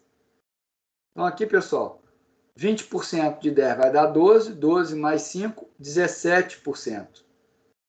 Aí o professor, lá na hora da prova, né, vulgo Guilherme, bota lá, opção A, 16, opção B, 17, opção C, 18, opção 19, D, e aí não existe.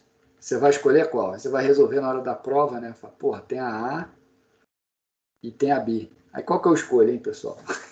Claro que eu não vou fazer isso na prova. Se eu disser na prova, eu vou botar segundo modelo de Gordon, ou segundo a linha, eu vou amarrar. Mas qual é a prática? Na prática, pessoal, a gente faz as duas estimações e aí tira a média. Soma os dois e divide, simplesmente, tá? Então aqui, ó, um deu 16, o outro deu 17.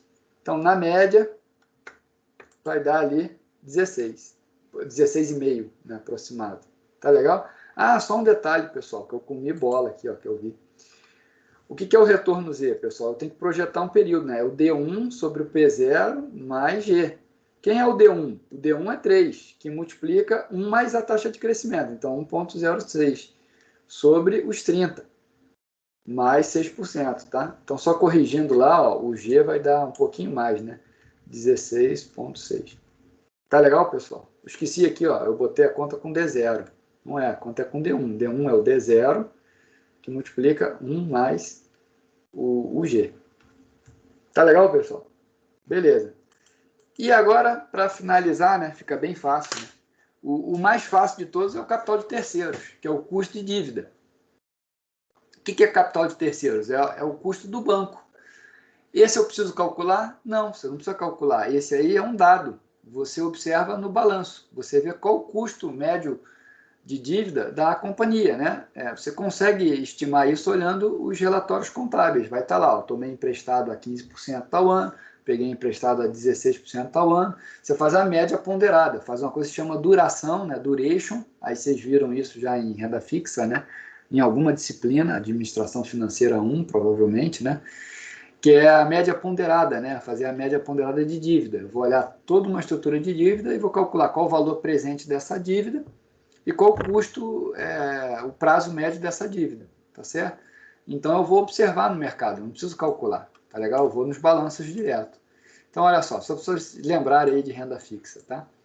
A GTC, uma empresa qualquer, emitiu uma obrigação. Emitiu uma obrigação significa ela emitiu um título de dívida, tá certo? Ela se endividou com prazo de 30 anos, há 8 anos atrás. A taxa de cupom paga pela dívida é de 7%. O valor de face da mesma é de 1.000, sendo que atualmente ela é negociada a 960. Qual o custo de capital de terceiros da GTC? Bom, vamos lá, pessoal. Qual é o cupom que ela recebe? O cupom ela é o 7% vezes o valor de face, que é 1.000. Então, 7% de 1.000 vai dar 70. Então, eu recebo 70 o tempo todo. No final, eu vou receber 1.070. Então, olha só. Eu investi ali, né, um valor para receber 70, 70, 70. E assim vai. Para chegar lá no final, eu receber 1.070. Tá legal? Então, como é que é o fluxo de caixa? Eu tenho que, no final lá, o título está sendo aqui hoje, o 960. Eu estou negociando a 960. 70 sobre 1 mais o custo da dívida, elevado a 1, mais 70, custo da dívida elevado ao quadrado. Eu estou levando todo mundo a presente para transformar esse fluxo em equivalente. E ali o último, ó, mais 1.070. Aqui ele faz separado, tá, pessoal? Mas eu coloco junto aqui, ó, porque aqui o denominador é igual. Quando o denominador é igual, repete o denominador e soma o numerador. 1 mais RD elevado a 22, porque 22 é o período ali que eu tenho, né, de pagamentos do cupom. Então, se eu for resolver essa equação para RD, eu vou ver que o custo da dívida está dando 7,37%. Tá? A resolução dessa equação aqui. Na prova eu já vou dar para vocês, tá, pessoal? Ó, o custo da dívida é tanto, vai ser simples e direto. Tá legal? Bom, pessoal, com isso, a gente encerra o custo do patrimônio líquido. Tá? E também encerra o custo da dívida. Agora a gente vai entrar na parte 2, vou abrir ela aqui, se eu não me engano ela já está aberta aqui. Peraí. Deixa eu abrir aqui no PowerPoint, achei que ela estava aberta, mas não está. Arquivo, parte 1, parte 2. Então vamos para a parte 2 aí da aula, né? Que é misturar os dois, tá certo? Que é o seguinte, a gente acabou de ver quais são as fontes de financiamento. Eu uso capital próprio, número de ações vezes o preço da ação, o valor de mercado da empresa, ou os capital de terceiros, que é o quanto eu tenho de dívida vezes o preço de mercado da dívida. O que é o valor de uma empresa? O valor de uma empresa é o valor de mercado, que é o capital próprio ali, né? Vou chamar de E, mais a dívida. Tá legal? E, pessoal, isso aqui é um detalhe interessante, né? Muita gente se confunde, eu costumo dar o exemplo da pessoa física, tá? Quem vale mais, tá? Pessoa 1. Em relação à pessoa 2. A pessoa 1 tem 1 milhão na conta, tá? Na conta. E tem uma dívida de 1 milhão.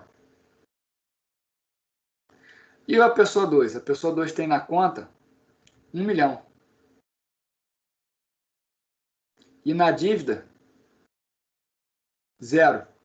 Não tem dívida. Tem conta 1 milhão, tá? Não tem dívida alguma. Quem vale mais? 1 ou 2, hein? Essa eu queria que vocês participassem.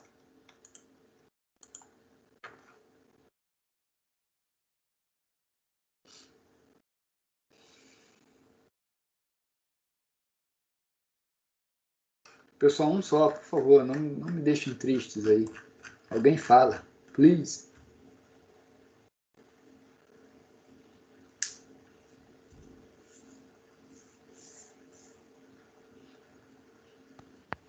Professor, eu acho que é o 1. Por quê? Quem falou? Ah, Natasha falou. Fala aí, Natasha. Porque Beleza. ele tem R$1.000, 1 milhão. E ele tem em dívida, mas teoricamente ele tem 2 milhões. Exato. Né? Porque em algum momento ele vai pagar esse 1 milhão, mas enquanto ele não pagar, é dele. É dele, exato. E além disso, além dessa raciocínio, tem uma coisa por trás. Olha. Se alguém emprestou 1 milhão para ele, que alguém emprestou, se ele tem dívida, é porque acreditam que ele tem um valor, na verdade, 2. Porque ele tem 1 e consegue pagar 1. Senão ninguém emprestaria para ele. Né? Tem mais a comprovação. Exatamente. Então ele vale 2. Né? Então a dívida pessoal entra somando. e não subtraindo. É contraintuitivo, mas essa é a lógica, tá? Eu mesmo, quando eu calculo, digamos assim, o que eu tenho no patrimônio meu, eu tenho dívida, tá? O meu apartamento está financiado, eu financei em 2012, durante 30 anos, né? Então paguei já 8 anos, faltam apenas 22, né? Esse é o lado otimista, né, que eu vejo, né? Faltam apenas 22. Mas, enfim, eu somo essa dívida, né? Eu valho o que eu tenho no banco mais essa dívida, porque eu estou pagando ela, tenho capacidade de pagar, então é o que eu valho. Até porque quando acabar a dívida, eu vou ter o bem em si, que é meu, né? Eu já estou até somando, tá certo? Fechou, pessoal? Raciocínio? Beleza. Ah, pessoal, nem toda dívida é tóxica, tá? Outro ponto importante também.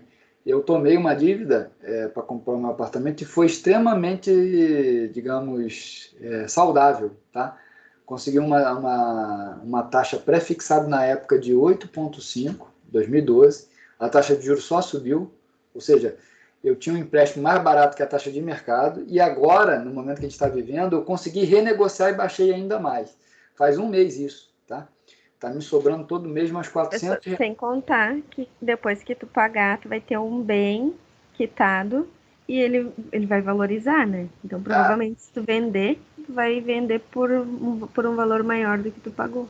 Não, tomara, eu espero, e eu acho que tem de acontecer isso mesmo, né? Eu moro, pessoal, assim, ó, eu entendo muito, obviamente, de empresa, de mercado, avalio o balanço, tudo, mas até confesso aqui a você, eu não entendo nada de imóveis, tá? Absolutamente nada. Quando eu fui comprar o meu, o que, que eu ouvia, né? E claro, também por comodidade. Eu quis comprar um imóvel bem localizado, na minha ótica, bem localizado, para mim, dentro do que a minha esposa faz, do que eu faço, é um raio de 7 quilômetros ali da faculdade, tá? Então eu moro em frente ao Iguatemi, quase que em frente aqui, tá? E qualquer lugar do mundo que você vai olhar, o que é um imóvel bem localizado? É onde tem um shopping perto, um centro comercial perto, não tem entorno enfim, é um entorno mais assim, digamos, de criminalidade e tal. A longo prazo se valoriza nessas áreas, né? Então comprei visando isso. Aí eu comprei em 2012 e realmente lá para cá, né? Aí teve a construção do Viva, que é um shopping que tem aqui mais pertinho. Cresceu essa área aqui. Quando eu comprei o Iguatemi não tinha expansão, expandiram. Então realmente valorizou. E o ponto que eu quero chegar, eu não entendo nada de imóveis, né? Só fui comprar pela localização. E foi um dos melhores negócios que eu já fiz. Eu não comprei para fazer negócio, né? Comprei para morar, não queria comprar e vender, né? Mas enfim, acabou sendo bom. E um dos maiores, assim, péssimos negócios que eu fiz, assim, em termos de pessoa física, né?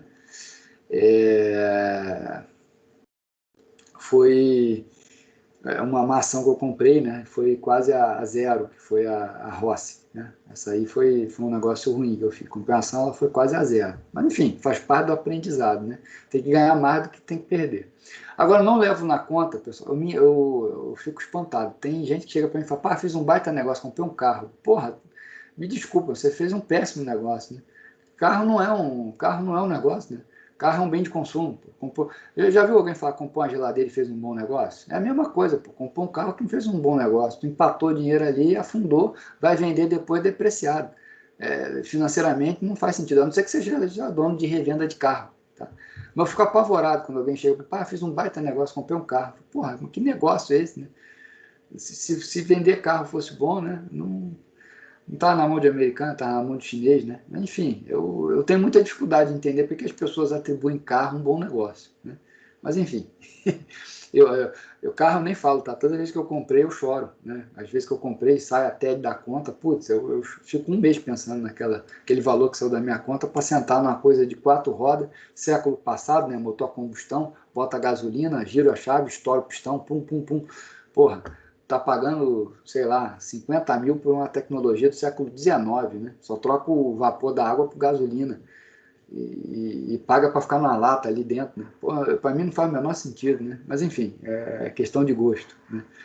Mas vamos lá. Para mim o que vale muito, né? Comprar Graziotin, né? Comprar a empresa que está valendo múltiplo pequeno, que lá na frente vai se valorizar. A SLC vende arroz, né? É palpável, né? Tem fazenda, né? Tem terra, pô, comprar carro, né? Mas enfim, voltando aí, né? O que eu estava falando. Abri aqui o meu PowerPoint. Eu estava falando de valor. O que é o valor? O valor é composto pelo patrimônio líquido mais a dívida, tá certo? Então, é essa lógica que a Natasha, né, comentou e eu quis mostrar para vocês. Tá legal? Então, pessoal, o que é o valor da empresa, né? Então, o valor da empresa, ela é o patrimônio líquido mais a dívida. Se eu dividir tudo por V, os dois lados da equação, eu tenho que 1 vai ser E sobre V mais D sobre V. Isso aqui a gente chama de fração do capital próprio e isso aqui a gente chama de fração do capital de terceiros. Tá legal, pessoal? Alguma dúvida? Bom, então vamos ver um exemplo numérico aí. Tá? Uma empresa, então vamos botar, uma empresa possui, então vou botar aqui, ó, um N, 1 milhão de ações. Então, ela possui 1 milhão, milhão de ações. Beleza. Negociadas atualmente ao valor de 20. Então, o valor das ações é 20 reais. Vou botar aqui o P é 20. Sabendo que o valor de mercado das dívidas emitidas pela mesma é de 5 milhões, então, pessoal, o valor da dívida, tá? Que é o D ali. O D vale 5 milhão. Tá bom? Qual é o percentual de capital próprio e qual é o percentual de capital de terceiros no capital total? Então, pessoal, qual é o E? O E vai ser o número de ações, 1 milhão, que multiplica 20. Então, vai dar 20 milhões. Qual o valor total, então, da empresa? O valor total vai ser a dívida mais o E. Então, vai dar 25 milhões. Então, pessoal, qual é o percentual de capital próprio? É 20 sobre 25 milhões. Tá bom? Então, pessoal, isso aqui vai dar, ó, 20 sobre 25 vai dar 80%. Pessoal, não precisa nem fazer a outra conta, né? A outra conta, dívida, né? 5 sobre 25 vai dar os 20%. Então, isso aqui é capital próprio. Capital próprio. E dívida, pessoal, vai ser 20%. A dívida vai ser 100 menos 80, 20. Ou qual é a outra forma? A outra forma é quanto eu tinha em dívida? 5. 5 milhões. Sobre 25, que é o valor total. Cortou, vai dar 20%. Pessoal, legal? Bom, então vamos para a próxima agora. O que é o custo médio ponderado de capital, pessoal? Já que eu tenho a proporção de cada um, agora eu vou multiplicar pelo custo de cada fonte. É isso que eu vou usar como desconto do fluxo de caixa de uma empresa. É o VAC. Ou custo médio ponderado de capital, que é a mesma coisa. É o custo de cada fonte, que foi o que a gente acabou de ver. Então, é o custo do patrimônio líquido, vezes o que eu tenho no patrimônio líquido, E sobre V, mais o custo da dívida, RD, que multiplica o quanto eu tenho na dívida em relação ao valor total da empresa. Tá legal, pessoal? Mas isso aqui, ó, só vale quando os impostos são nulos. Quando eu tenho imposto, eu tenho um benefício, né, para tomar emprestado, porque eu deduzo aquilo da base, né, da conta, tá certo? Então, eu tenho um incentivo fiscal, porque o juro é dedutível, tá certo? Então, a taxa de juro após um imposto pago vai ser o quê? Vai ser o RD, que multiplica 1 menos a taxa de imposto a ser paga. Então, eu substituo isso aqui por essa fórmula. Então, no mundo com imposto, como é que fica? O VAC vai ser RE, que multiplica E sobre V, mais RD, que multiplica 1 menos TC, que multiplica a dívida sobre o patrimônio, sobre o valor total. Tá legal, pessoal? Aqui já é considerando benefício da dívida, porque eu deduzo o pagamento de juros, né, para fins fiscais. Então, vamos lá.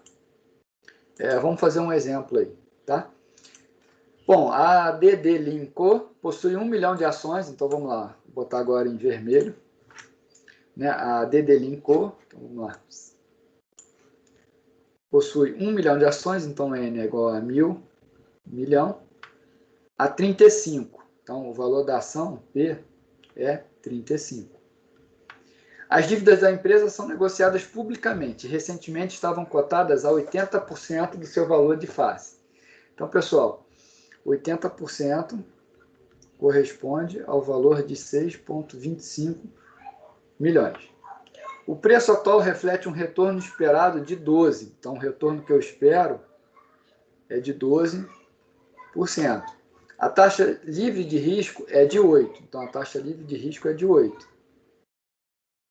E o retorno de mercado está em torno de 15%. Ó, repara, pessoal, que ele deu o retorno de mercado, ele não deu prêmio de risco. Então, aqui sim é só RM. Ele diz para você que o RM é de 15%. Está sendo explícito ali. Sabendo que o beta estimado é de 0,75 e que a alíquota de imposto de renda é de 27%, qual é o VAC da empresa? Bom, pessoal, para calcular o VAC da empresa, primeiro eu preciso calcular o quê? Primeiro eu preciso calcular o custo do patrimônio líquido, né? Eu preciso estimar o RPL, tá?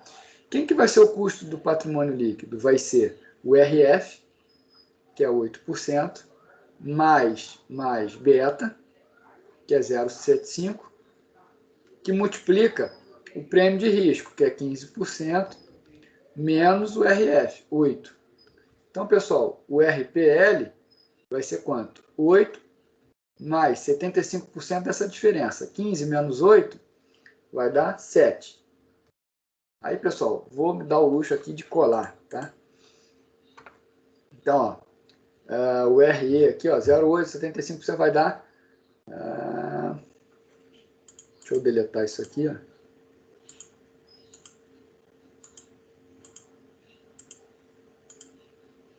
Vai dar, se eu fizer ali as contas, 13,25. E repara aqui, ó, ele está dizendo para você,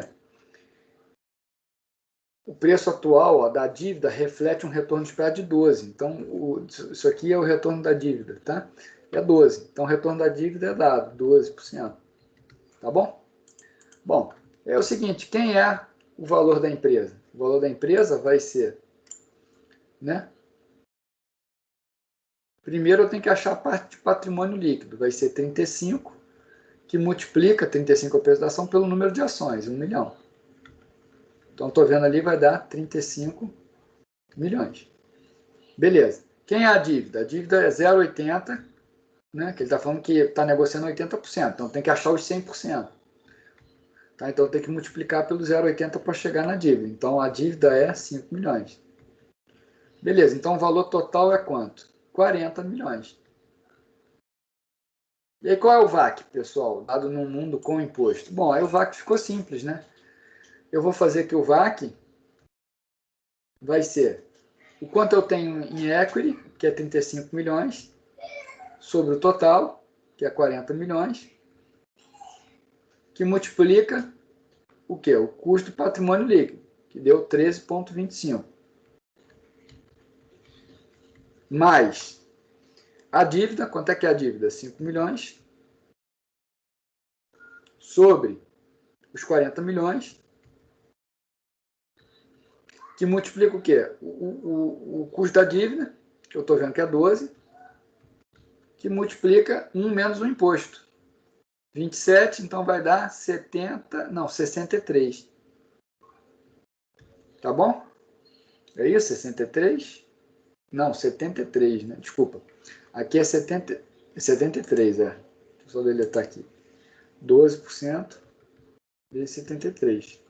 Pessoal, se eu fizer aqui as contas, vai dar, né, nesse exemplo aí. Olha lá, vai dar, tá tudo ali já elencado. Se eu fizer aqui as contas, o VAC vai dar 12,69. Tá legal, pessoal? Esse é o VAC. Tá? O que é o VAC? É o custo médio ponderado das duas fontes. A minha fonte de dívida e a fonte de capital próprio. E aí, é o VAC. O VAC é usado para descontar, né? Vou voltar aqui para o meu quadro. O VAC, pessoal, é usado para descontar o meu fluxo de caixa para saber o valor de uma empresa. Então, quando você for assistir, se você for assistir lá o vídeo do Damodaran, ele vai dizer para você, olha, o valor de uma empresa, vamos achar aqui que eu cheguei a desenhar isso aqui, ó. Eu cheguei a colocar logo no início da aula aqui. Ah lá, o valor da empresa é o valor presente dos fluxos de caixa futuro. Ele é dado pelo quê? É descontado pelo VAC, que é essa média ponderada aí que eu acabei de fazer com vocês. Então, pessoal, o VAC, ele é importantíssimo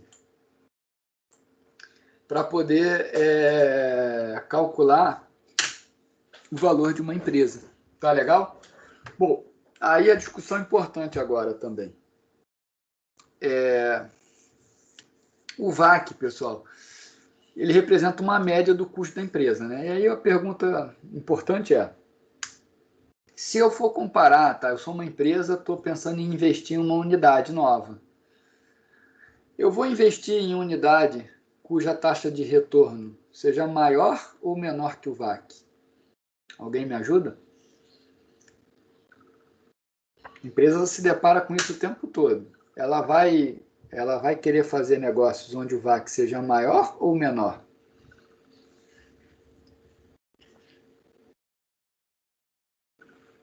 Alguém me ajuda?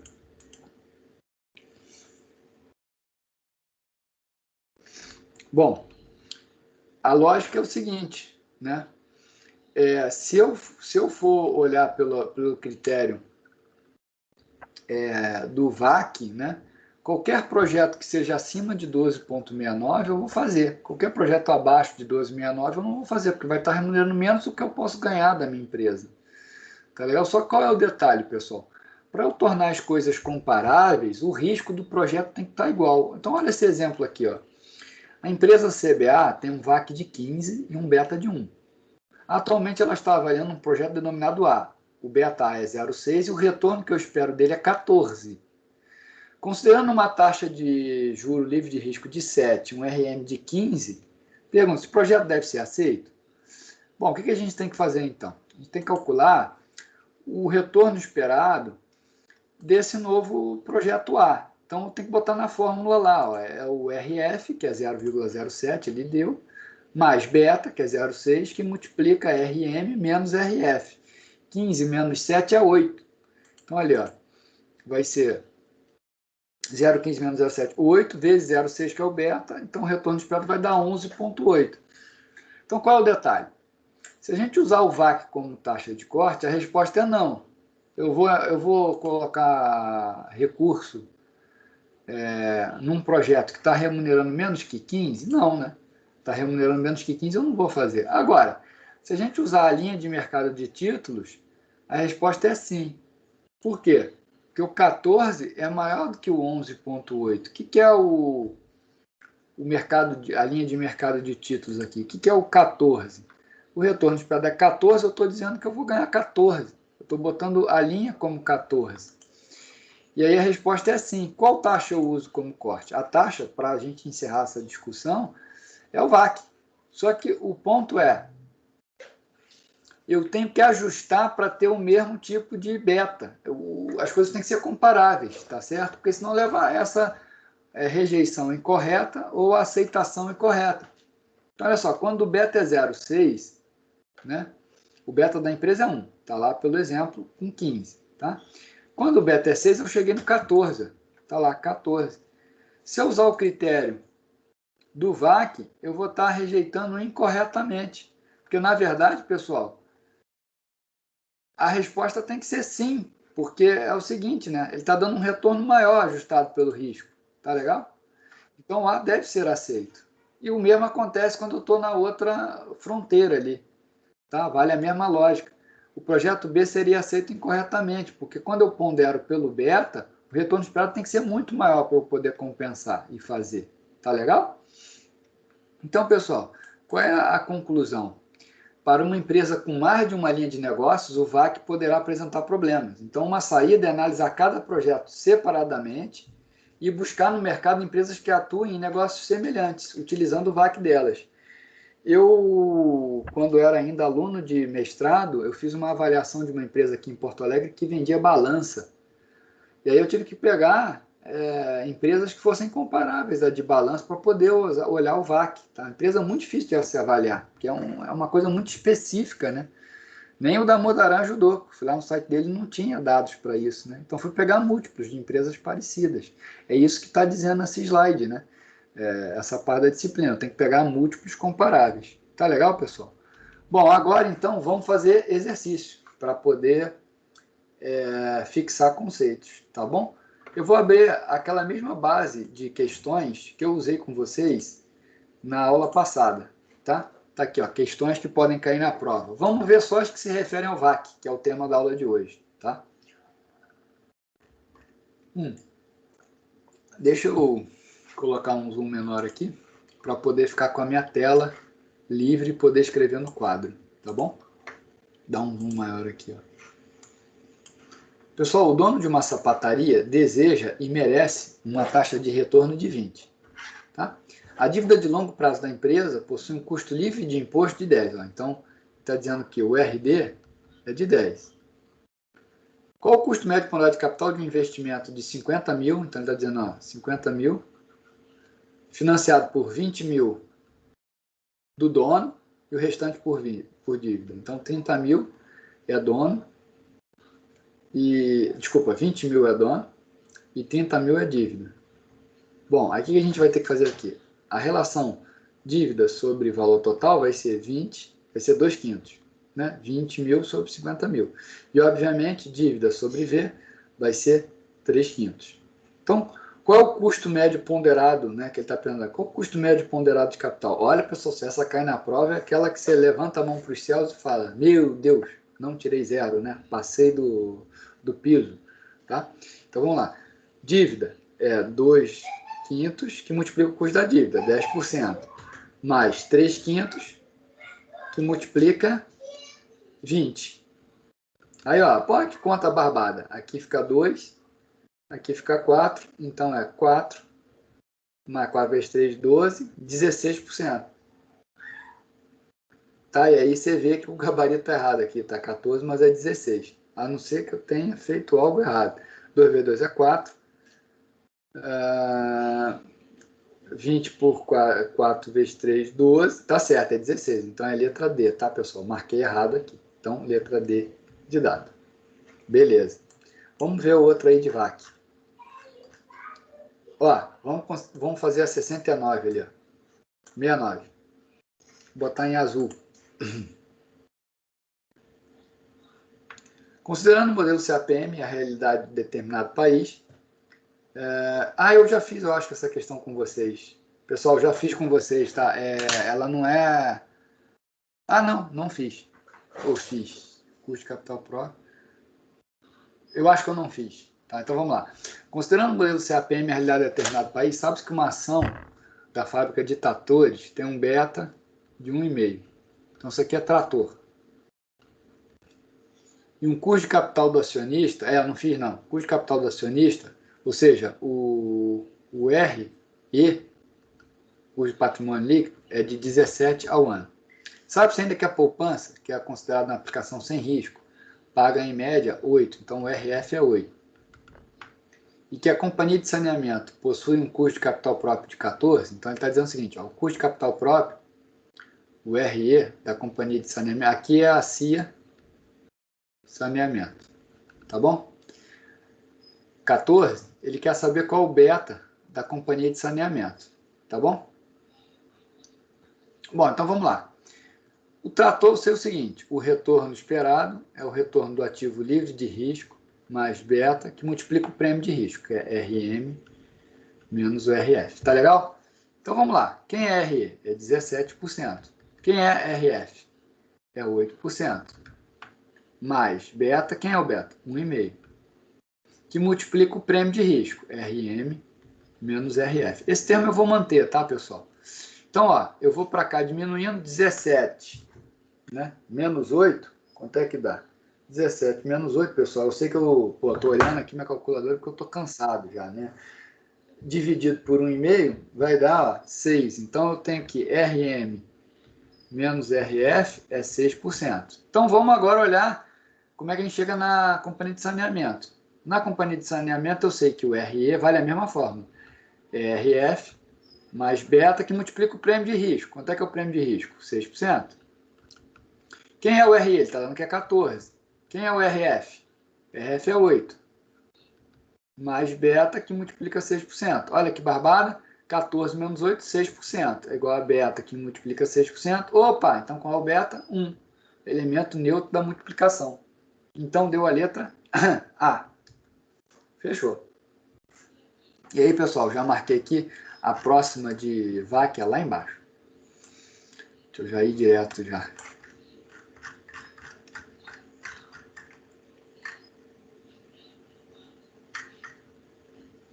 Tá aqui, ó, 64. O custo médio ponderado de capital, também conhecido como Weighted Average Cost of Capital, representa a taxa de atratividade da empresa e indica a letra D, ó.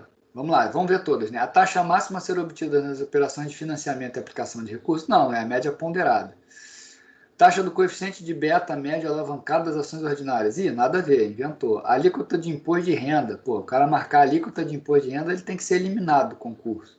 Letra E, identidade de cálculo do custo de capital próprio. Também não tem nada a ver, a única que sobra é D, ó. Remuneração mínima, que deve ser exigida na alocação de capital de forma a maximizar seu valor de mercado. Opa, é o Damodaran. Eu fui lá em cima, no início da aula, né? Eu tenho que minimizar o VAC para poder aumentar o valor da empresa, porque fica no denominador quando eu trago tudo a presente. Então, a única que sobra é a letra D. Por fim, a 62 aqui, ó. As figuras abaixo mostram como o custo médio ponderado de capital para uma empresa varia com a razão capital próprio sob dívida no passivo da empresa. Entre essas figuras, a que é consistente com o teorema de Modigliani-Miller. Opa, Modigliani-Miller, pessoal, é tema da próxima aula. Então, a gente vai fazer essa questão na próxima aula. Legal? Pessoal, deixa eu voltar aqui. Agora eu vou maximizar aqui. Pergunta aí, né? Abrir agora para dúvidas aí. Quero ouvir vocês. Ah, tá ali, ó. A Bruna perguntou por que eu multipliquei os 3/5 por 20. Deixa eu ver lá. Pessoal, agora é a hora aí de abrir para dúvidas, tá? Então vamos pegar a da Bruna ali. 3/5 por 20. Pô, não tenho a menor ideia, Bruna. Mas eu vou procurar aqui. Cadê esses 3/5 aí? Primeiro tem que achar os 3/5. Me ajuda aí, tá, pessoal? Quem já sabe. 3/5 por 20. Pessoal, ele está dando que 20, ó, na questão lá dizia que 20 era o custo esperado dele, era o custo do patrimônio líquido. Sim, eu entendi. É a primeira questão, ó. Vamos lá. Vamos voltar lá para a primeira questão. Ele quer um retorno de 20, então o custo do patrimônio líquido é 20. Então, por isso aqui, ó, é 3/5 que multiplica o custo do patrimônio líquido, 20. Entendeu, Bruna?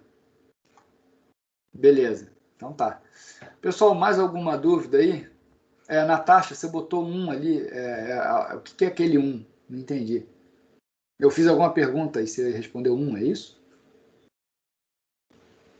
Oh, não lembro. Acho que era das duas empresas que tem tá, quem valor é mais disponível, dívida, e a outra não tinha dívida e tinha valor disponível. Entendi. Não, beleza. Pessoal, alguém tem mais alguma dúvida? Podem perguntar aí. Bom, pessoal, se não tem, né? A gente ali dentro do valor esperado, a gente termina por volta de 8h30. Eu terminei o assunto desse capítulo, né? Então hoje a gente está acabando até um pouquinho mais cedo. E aí a gente volta então sexta que vem. Vou colocar o plano de ensino lá no Teams, tá? Tenho evitado usar o Moodle, justamente porque ontem, não sei se vocês perceberam, caiu, né, o servidor da URGS, então você vê que o Teams até nisso é bom, né? Segue funcionando. E qualquer dúvida eu fico à disposição ali no WhatsApp, no Teams, e-mail, WhatsApp, você já tem qualquer forma de contato comigo, né? Então, é só falar comigo aí. E aproveitem, pessoal, quem não estava vendo lá no WhatsApp, entrar aí no aplicativo do Gabriel, né? É interessante aí, né? O nosso guru, né? De startup, né? Então, desejo muito sucesso ao Gabriel, né? Que a empresa dele seja um unicórnio, né? E que se no futuro aí quiser algum investimento, tô na área aí, né? Quem sabe aí eu não invisto num unicórnio, já pensou? Não duvido, tá? Então, boa sorte aí, tá bom, pessoal? Bom, então boa sexta a todo mundo, né? E fico à disposição.